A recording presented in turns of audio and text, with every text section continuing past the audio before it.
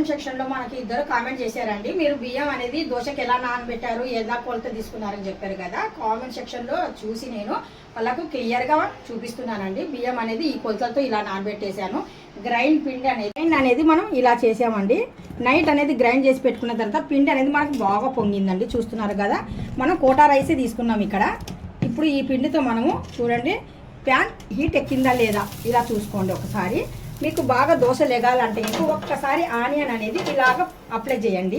Apply చేసిన తర్వాత ఇలాగా దోశ పిండిని తీసుకెళ్ళి మనం సెంటర్లో వేయండి. ముందుగా సెంటర్లో వేసిన తర్వాత మీరు పల్చన కావాలంటే కనుక 1 స్పూన్ చాలు, 1 గంట.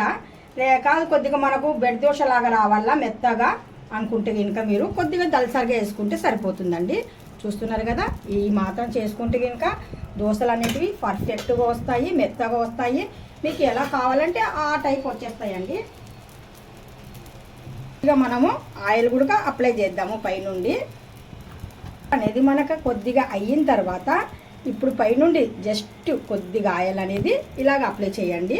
మీకు అది కూడా ఆయిల్ ఇష్టమైతేనే అప్లై చేయండి, లేదంటే కనుక ఆయిల్ అప్లై చేయకపోయినా కానీ సరే మీకు దోశ పర్ఫెక్ట్గా వచ్చేస్తుంది.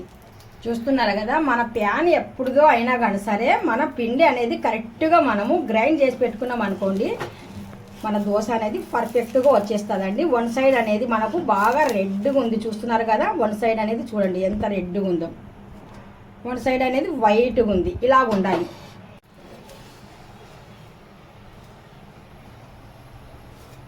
అంతేనండి, అలా వేసుకుంటే అయిపోయింది. చక్కనైన దోశలు మనం ఇంట్లోనే ఎలా కావాలంటే అలా చేసుకోవచ్చు.